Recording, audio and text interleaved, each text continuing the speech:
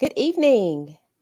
Good evening, and welcome to this Thursday edition of the Angela Ray Show. I hope that you all have had a fantabulous day. We have one more day until the weekend, and I hope that you all have some great, safe, socially distanced plans for the weekend. As always, I just want to give a special shout out to all of the viewers who will be catching this broadcast on the replay. For those of you who will be watching live, go ahead and do me a favor. Slide into the comments. Let me know exactly where you are watching from tonight. Also, go ahead and share the broadcast with some of your followers, especially those of you who are watching on Facebook. For all of my viewers in YouTube land, thank you so much for checking out the show. Tonight, we will continue with my series entitled Influencers.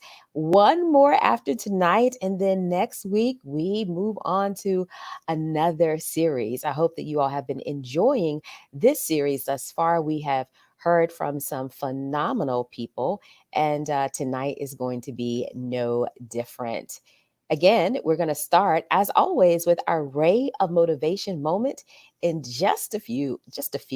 But again, whenever you get on the broadcast, be sure to go ahead and slide into those comments. Let me know where you are watching from tonight. Ooh, I wonder who.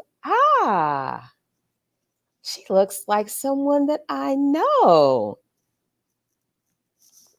I bet that she knows our special guest on tonight. Thank you, Eunice from Mobile, Alabama, for being on the broadcast tonight. So, we're going to go ahead and get started with our Ray of Motivation moment. And I have a little confession to make. I started last night's Ray of Motivation moment with this statement, and I realized, no, that's supposed to be for Thursday. So, I definitely want to share it because it was one of those aha moments for me. And that is when you change the way you look at things, the things you look at change. That is not mine. I remember watching a PBS special with Dr. Wayne Dyer, and he shared that statement. And interestingly enough, when he shared it, he said, I remember hearing this, and I don't even know where I heard it from. And he said that statement. And, of course, the rest is history. He has often been accredited with the originator of that. But for me, my aha moment was thinking about what's been going on for me personally during the pandemic and the fact that I have not been on set and, quite frankly, have not been auditioning like I normally do. And I was thinking, wow, I haven't really worked much since March. And then I was like, no, you are working. You're just doing a different kind of work. And so, changing the way I looked at what is happening right now for me, what I'm doing, how I am contributing to the world made all the difference. So I challenge you, if you've been, it's not just about looking at the glass half full or half empty. It's really about whether or not you can see something in a different way that actually benefits you, uplifts you, and helps you to keep going. And that is your Ray of Motivation moment for this Thursday edition of the Angela Ray Show. Well, my guest on tonight has spent quite a bit of time in people's homes first thing in the morning as a part of WVTM Channel 13 in Birmingham. Earlier this year, she left anchoring to pursue some of her other passions and creative business endeavors. She is a very talented comedian. She is also an author, a speaker, and a podcast host. So please help me welcome Eunice Elliott. Eunice, thank you so much for being on the Angela Ray Show tonight. Thank you so much for inviting me and having me, and for that Dr. Wayne Dyer moment. I will say I've seen him say that, and he has gone on to say that life itself is just a sexually transmitted terminal condition. Oh, So now it's that about one I've never how heard him say. Ooh. it's about how you look at things. Yeah. Uh-oh. Miss Eunice, you just asked if the screen is supposed to be black. No, hopefully, maybe that's something going on with your internet, maybe. I'm not sure, but yes, I can see us. And so I hope that others can see us as well. For everyone else who's on the broadcast, do me a favor because I see quite a bit of you have logged on. If you could slide into the comments and let me know if you can see us, because Oh, she said, nah, okay. I just wanted to make sure. I was like, okay, we can't have her not seeing us. Great. So, I'm curious, Eunice, what have you been doing during this time? There was a part of me when the world stopped at the beginning or towards the middle of March, knowing that you had just left the anchor chair. I'm like, did she know? Did she have a premonition? Like she was like, I don't want to have to report on this for the next however long time. So I'm out. Let me just go ahead and dip out now. You know what? I had no idea. I had decided I wanted to pursue other things in September of last year and went to my management and left 2 years on the table of a 3-year contract I had just signed. And so the timing just worked out that my last day was March 20th. And that was pretty much the week everything locked down. So I am so grateful that I did leave before I had to set an alarm at 2:30 a.m. to talk about, all the things that are going on right now. I left the job to pursue more creative interests, but also, it was just a depressing job to have to wake up, first of all, so early in the morning, but also, I'm a comedian. I like to be more of a motivational light than telling you all the horrible things that happened while you were sleeping. So it just worked out that way. Just worked out. And Yeah. so while that definitely was, not one of the fun parts of the job, reporting the bad news of the day, because it seems like in this era, that is what most newscasts lead with. If it bleeds, it leads. What were the things that you did like about your job? I like being able to represent a different type of newscaster. I enjoyed being a Southern Black woman from Alabama on television in Alabama. I know a lot of our viewers probably don't have a lot of experience with Black women.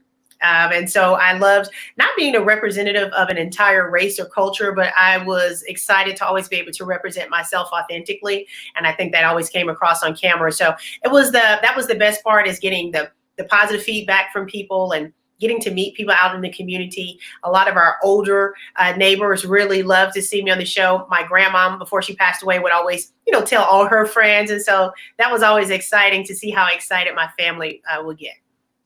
Now, you just mentioned you enjoyed the fact that you got to represent yourself authentically on Mhm. the air.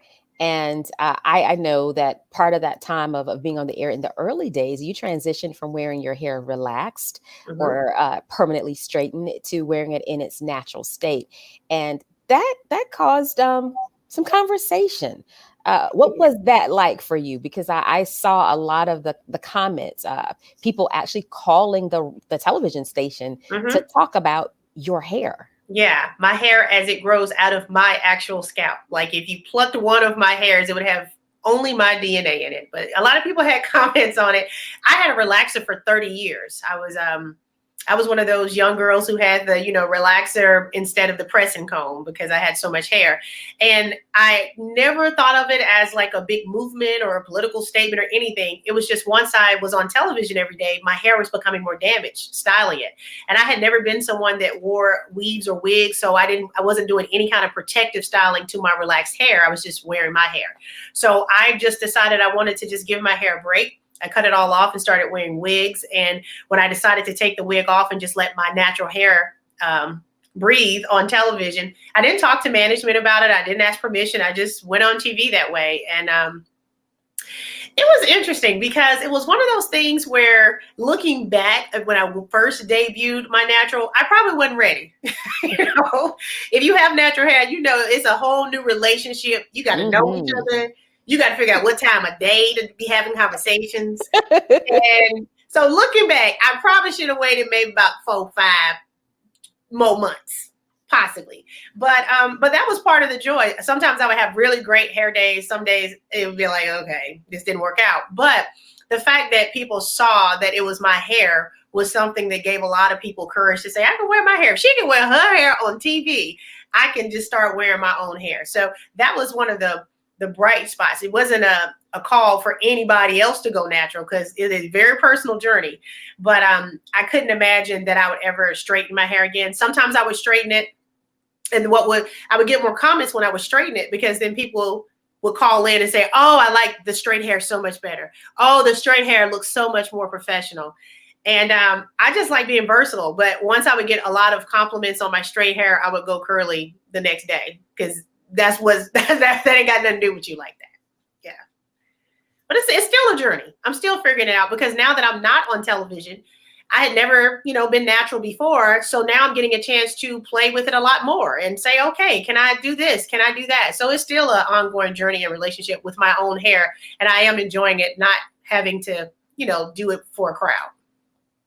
Now, one of the other thing you mentioned, some people kind of said, "Hey, I'm excited to see you in your natural hair. Now you're giving me permission to do this in my world." Did it also open up other doors, like you're a host and an MC, emceeing for natural hair events and things like that? Did you find people gravitating to you in that way?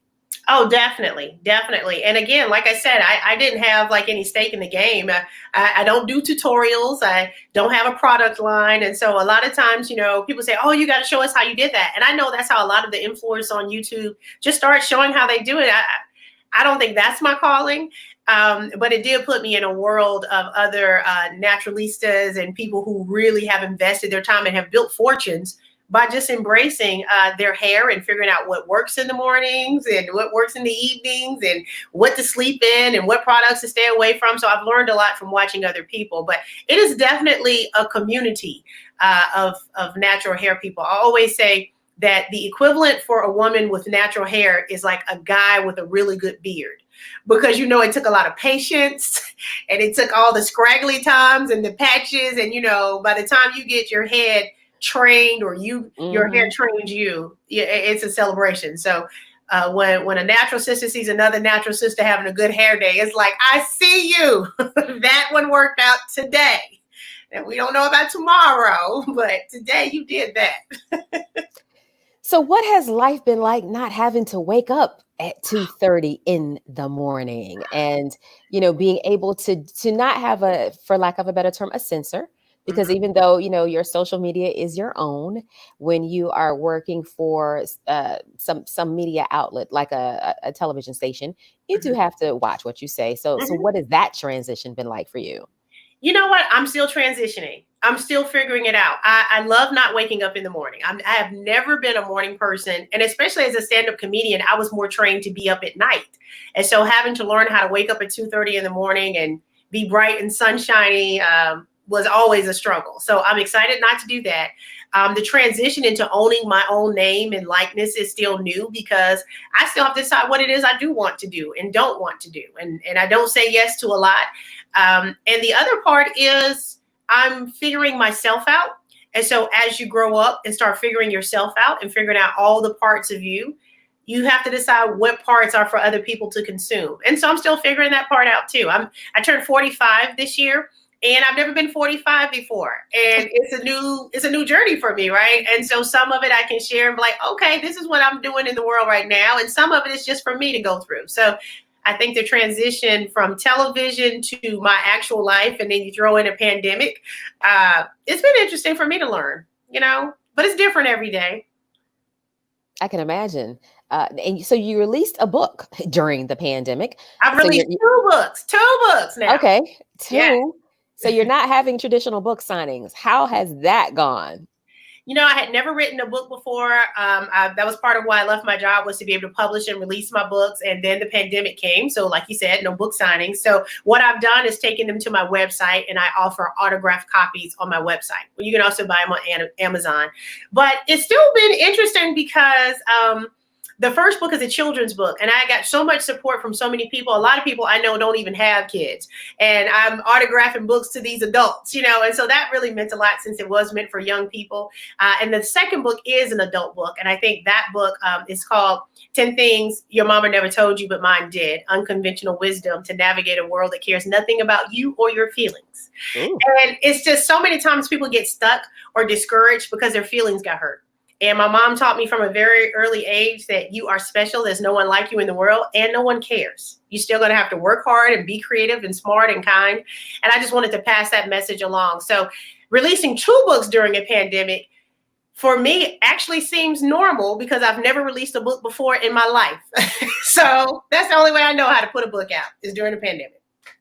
And so what has life been like at home with the dogs? Being, you are definitely a dog mom, and so you have them around all the time. I do. Have they noticed the difference in their availability and their access to you? They have. I can't go to the bathroom by myself. I can't go on the porch by myself. So the attachment issues have gotten worse for them because now they just think we're supposed to be together all the time. But I really love that. I love my life and my home and my dogs. You know, one of the challenges for a lot of people in the pandemic is they were going to school and work to get away from a situation that might not be the best for them at home. And so I'm very blessed. And that's the other thing the pandemic has really helped me appreciate is how blessed I am to have the life I have. A lot of times as a single Black woman, never married, no kids, sometimes you can focus on what society is telling you you're missing. But a pandemic will tell you, girl, you don't have no kids to homeschool. You ain't got no house. You got to keep clean. You ain't got to do nobody's life. You ain't got to keep nobody entertained. So the dogs, they are easy. They're the easy part as far as my quarantine partners. But I really love being at home. I love to be in my own space. I've always been a homebody. So if I would say anything, the pandemic, the only thing that it has that I feel like I miss is obviously doing live stand-up comedy and being able to travel to different clubs to do comedy. But other than that, this is what I was hoping for, was to be able to just be at my house. Now, have you mentioned traveling to comedy clubs, but are you doing, is the club in Birmingham open? Are you doing? They have opened. They have reopened, and they are not doing shows to capacity. So they only allow so many people in, and they social distance the tables. All the employees wear masks, and then the comics, we come in through the back door. We all have our own sanitized microphone to plug in when we perform, and we take it off when we leave, and you walk back out the back door to go home. So I feel like it's a safe enough environment, and they take their safety precautions extremely seriously there to keep everybody safe. But you know, it hasn't really been the case across the country that folks are fully opened. And so you're not really traveling yet to the clubs. But that's why another reason I left my job was to be able to act and write and produce and do comedy more on the road. So we'll see what happens. You know, it's okay, I guess. Well, you have a question for one of our very loyal viewers, Edwin Evans. Hi, Edwin. I'd be curious about this one. I want to know this myself. Has the pandemic and sheltering in place given me new material? Yes, it has. It has given me a lot of new material. I've already done some of it. I was saying how I don't have anybody in the house with me. So a lot of folks, the divorce rates have been going up, and, you know, just challenges of being stuck with your family. And because I don't have that family here in my house, I just realized how much I don't like myself sometimes. So I don't have anybody else here to get annoyed with other than myself. Like, why would you leave that drawer open? Like, who put that back in the refrigerator? So I'm not as cool as I thought it was just by living with myself. I'm figuring it out. So a lot of stuff in my house needs to be fixed that I never would have noticed if I wasn't just sitting in here every day. So things like that. Dating in a pandemic, I've started writing some new material about that. That trash love starts looking better during a global pandemic. That ex that you didn't give a chance before that now looks kind of good. Mm-hmm. It happens. Now, you also have a podcast, right? I do. All right. Tell us about your podcast. My podcast is called Oh No, Girl, Yes. It's available on all podcast platforms as well as YouTube. It was inspired by one of my recent breakups last year. I was dating a guy, 50-year-old gentleman, and he broke up with me via text message while I was doing the news.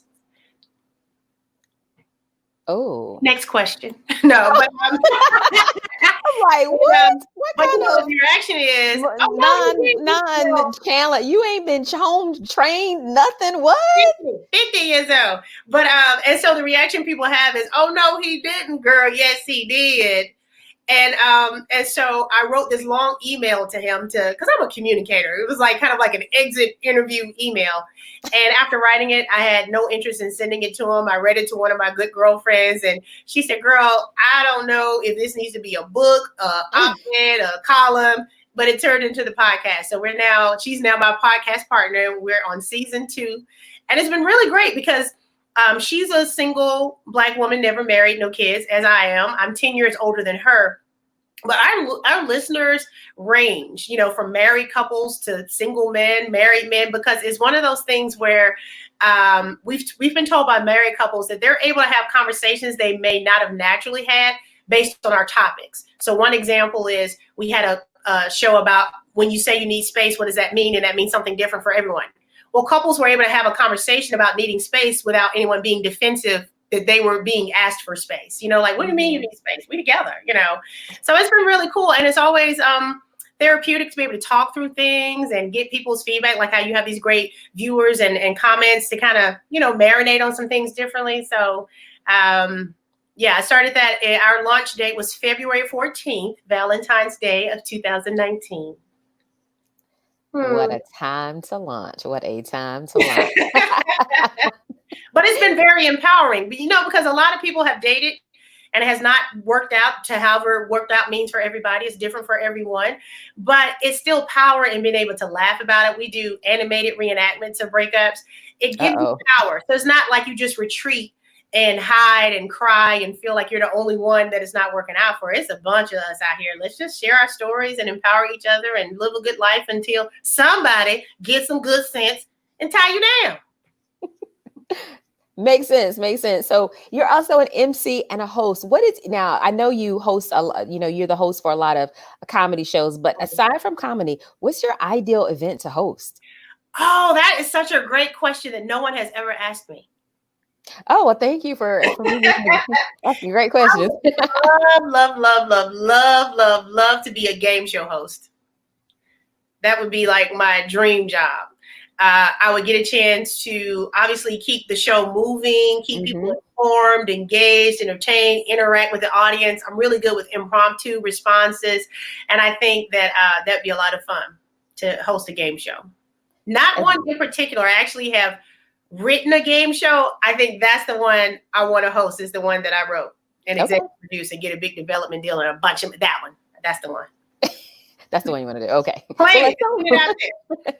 As someone who has hosted a live version of a game show, I can tell you it is a lot of fun. You never know what contestants are going to say.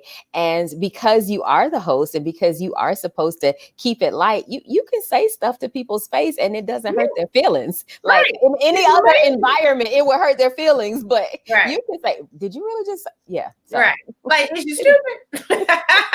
Yeah, that would be my dream job. That would be my dream hosting opportunity for sure. So how soon might we, because I don't want to know any details, because people like to kind of take your stuff and create, say it's their own, if they had the same idea. How soon might we see a pilot production of this show that you have in development? I don't know when. Oh, okay. Oh, no, I didn't know if you had a timeline. Well, you know what? I've had this idea for a few years, but it's not really on my schedule for production. I'm writing a sitcom right now. I just started a new kind of game show thing with another comedian. We just debuted the first version of that yesterday.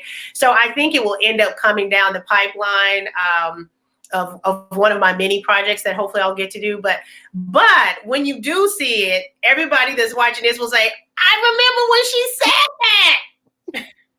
That's what we do. That is. And then exactly on your cousin, you get to claim me. You say, I told her she should do it. So you, in addition to all of your other creative endeavors, you are also a speaker. What topics do you speak on? Oh, I usually, if they don't give me a topic that they want me to like train on, like a corporation, I usually am real big into dream coaching and just encouraging people to live this life the best they can. There's so many things that happen in the world that are set up for you not to win or not feel good about yourself. I read that you should never even listen to commercials because commercials are set up to make you feel like you always need to be new and improved. You don't have the best of this. You too fat for that. Your car is old. Your carpets are not clean. And your clothes are kind of dingy. And so just if you always consuming the information that's out there, you would lightweight think that you didn't have it going on. So a lot of times I just like to remind people that you were born fully loaded and born with everything you need to accomplish anything you want to do. And so many times people have forgotten what it is they want to do. It's either they were discouraged from doing it as a child or they just got caught up in life and don't even remember. And so what I tell people is if you don't remember or know what your dream is, there's two ways to help you figure out what it is, because you were born with it. It was your gift. It was your purpose, right? It's either what you got in trouble for most as a child. For me, mine was talking all the time. You're welcome. Or it's what you would do every day for free. And if you can figure out what you used to do naturally as a child, but somebody kind of got you out of it and redirected your energies, or what you would wake up every day without an alarm and do for free, that's probably your passion. And that's probably where your purpose and riches are, for sure.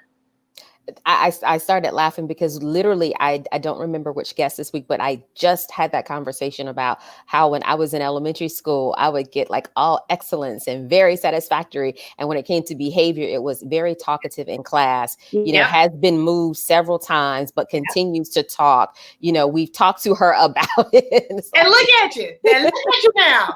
I mean, but it was authentic to you. That's who you are. And so many times people just become adults or become people, and they don't become who they were actually created to be. And so the reason why I'm very passionate about getting everybody more attached to their purpose is I believe that's the whole setup. We're created with a gift and a purpose, and we're all supposed to share it. And if everyone shares a gift and purpose, that makes all of us better. And that's just how it's supposed to work. I think a lot of the problems we have in the world is because nobody is in their purpose.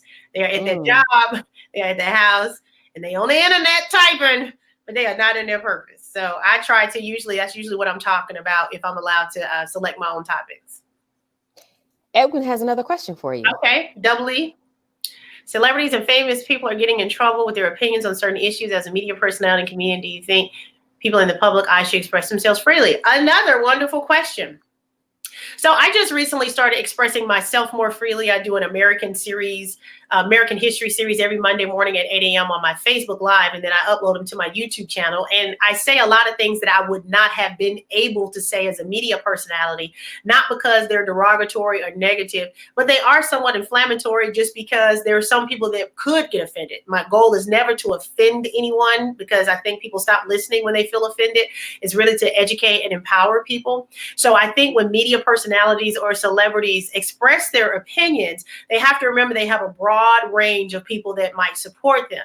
And whatever it is they're saying, you have to think about, what is the purpose of me saying this? Is it to entertain? Is it to inform? Is it to educate? Is it to empower? Is it to inspire? If it doesn't match any of those, is it worth saying on a public platform? Doesn't mean you can't have that opinion. But if it's not to galvanize a positive response, then what's the point? I mean, all of us can say something negative about anything. It's just going to continue a negative dialogue. So although now I'm saying more than I've ever said before or allowed to say, or even before I was on the news, I probably wouldn't have shared because I wasn't that person yet. It's freeing, and you feel like I do have a platform. So I like to share some information and cause people to think. But I think you still have to have a certain responsibility when you do share. I'm not saying censor yourself, but just figure out what could be the outcome. What is the expected outcome, desired outcome? I write comedy. And now that I'm writing for other people, when I get notes from other writers who read what I've written, they'll bring in a different perspective that I didn't think about, of how someone else could perceive it. So you just have to think about it a little bit more before you share your thoughts on that. Speaking of life before you were on the news, you were pursuing acting some, but in addition to that, you've worked for ESPN. You've also worked in public relations. Are you thinking about going back into any of those endeavors now that you have this freedom? No. Nope. Okay. I love doing PR, and I was mostly in sports PR, mostly work with professional athletes. I don't think I would ever go back and do that type work, only because I'm more attached to being my own product. I've always been very comfortable getting other people ready, and I still do that through my books or my speaking. I still want to help other people get ready, but I'm pretty confident that I'm not supposed to be the plus one. All right now. That almost sounds like that sounds like either a rare motivation moment, or that's supposed to be like a post. Are you supposed to be the plus one, or do you get the VIP invite? Okay. And I came to that. I was with a client. We were in Los Angeles for an SB after party, and all the big athletes, all the actors, entertainers, everybody was in this room, and I was bored. And I was probably the least known, most unfamous, poorest person in the room. And I realized I was bored because I wasn't walking in on my own light, so it was great to be there. My client was happy, but I was like, yeah, I think this is going to be the last time I'm up in here as a plus one. And it's not because I even want fame. I just feel like I have something to share myself. And so I have to use my energies to get myself ready versus what I used to do. I enjoyed that too, though. Do you still have an interest in sports at all outside of PR? Yes and no. I still watch Alabama football. as a graduate of Alabama. Saturday college football is fun. I don't follow any teams really now. When I worked at ESPN, I had to be very well versed and up on all sports and teams and transactions and players. And I think once I left that job, I was just like, all right, give me a People magazine. Tell me what dress you're wearing. When is the premiere? I got completely kind of shifted my brain. So I enjoy sports now kind of on the surface, but I'm not really involved in it at all. I don't follow anything. I just found out today that the NBA is like in Disney World in a bubble or something like that. You ain't know that, girl. You ain't been following that. I didn't know that. Was that a thing? Well, let me tell you this. They've been talking about it. They've been talking about it, and the players are saying who don't want to go, and players are posting, "Ooh, this hotel they got us in look like a Motel 6." And I didn't know it. So let me tell you, I scrolled and saw something about NBA and Disney World and a bubble, and I clicked on it because I said, well, I don't even know what that means. My last day on the news was March 20th. I have not watched the news since the last day I did it. Can't blame you. I totally understand that. Yeah, I didn't know that was a thing. Yeah. I like my ignorance right now. Here's a question that I don't even know if you could share, but go ahead. Oh, the best celebrity stories. These are really good questions. I've never been asked these, so I don't have like an answer ready. Best celebrity story I can tell. Yeah, no.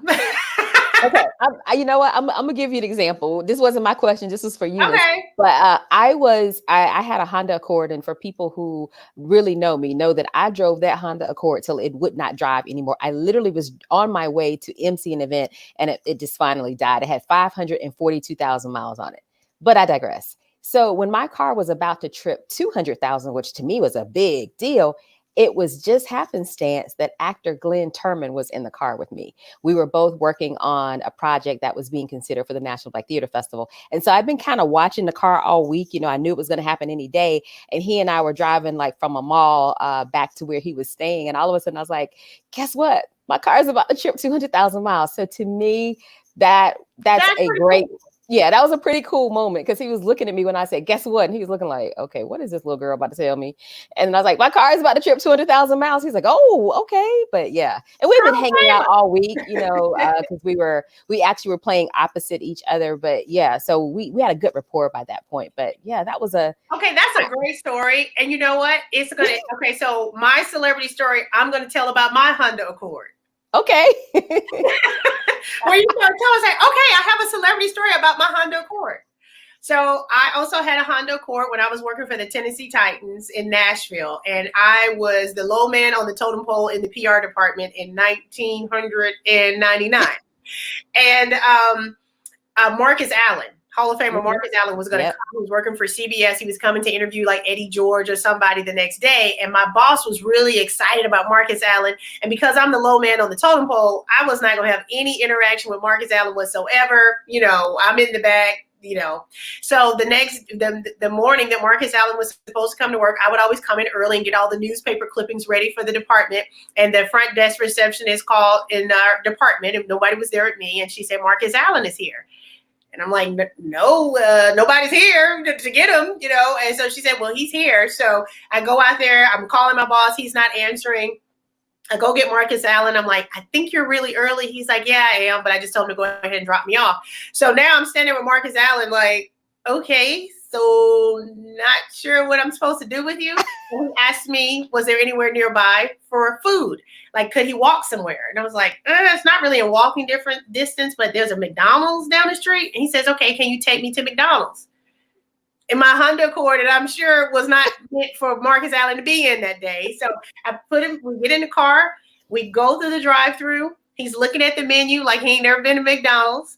And he said, let me get a sausage biscuit a la carte. And I said, no, at McDonald's, it's called sausage biscuit by itself.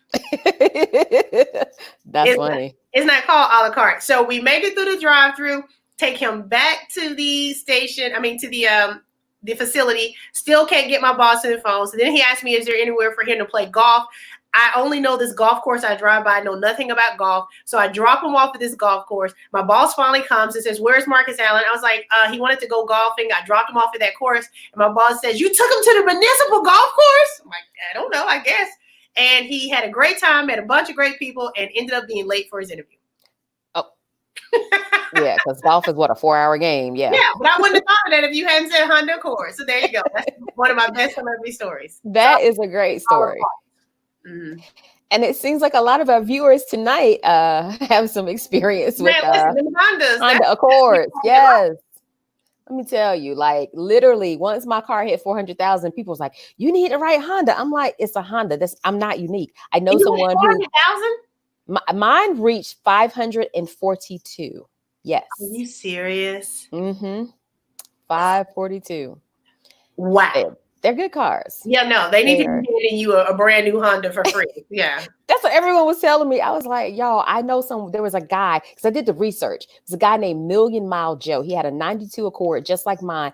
He had like tons and tons of books of all the records of all the maintenance, and his car hit, like it tripped over to 1 million. Yeah. So I was like, my little 400,000. Your little $500,000 was nothing. Nothing. How good for you. Oh, very cool. So as we get ready to wrap up, I'm just curious, do you have any thoughts on what the long-term legacy on entertainment will be because of this pandemic? Will we see more creative entertainment? And not just the pandemic, but also we are in a period of social unrest where Black stories are being requested to be amplified. So what do you think this long-term legacy may be? I think the reason why we're in this moment, as you say, the perfect storm, it had nothing to do with me leaving at the perfect time, but where you have a pandemic and you do have this uprising of not just social injustice, but as you mentioned, social unrest. People are having a problem with it. I think it's because we didn't have distractions. For 8 minutes and 46 seconds, you didn't have anything to make you look away. And I think it affected people in a way where it's never affected them before. So I think our great-great-grandchildren will see the true change that is starting right now. I think right now people are trying to figure out who will they be in the history books. As a lot of times, a lot of people that have been in power have been reading the history books that have been incorrect. And so now that we're trying to right some things that have always been wrong, the question is, who will you be noted as for the future? And I feel like a lot of people are dialing into their own social responsibility. So I think that will be the legacy, is that because we didn't have a whole lot of other things we could do, we decided to just do better. Well, that's a great way to end. Eunice has 2 books. You can get them both on her website. Both her website and her Instagram are scrolling at the bottom of the screen. She also mentioned she has a YouTube channel as well. So make sure that you connect with her. Anything else you want to share before we close out, Eunice? I was trying to think of how long I've known you and watched you grow and shine. We met on a speaker circuit. We're speaking for the same company, and it's always cool to be watching something on TV or a movie. And I know her. So thank you so much for inviting me. I'm really proud of you, and it's always fun. That's the best part about social media, is even if you don't talk to people a lot, you still kind of get to, feel like you pour it into them when you click love, but I'm watching you shine. So congratulations. Thank you. And congratulations to you too. And so since you're writing and producing, I'm gonna go ahead and say this. Make sure you look out for us on the audition. You know what I'm saying? I won't be able to afford you with all your credits, but I got you.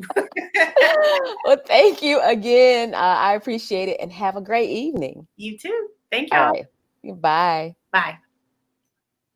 All right, that is it for this Thursday night edition of the Angela Ray Show. As always, I would like to remind you of Ray of Motivation number 54. Cleaning a mirror does not change the person who is reflected in it. Until next time, I encourage you to go out and be the change. Have a great evening.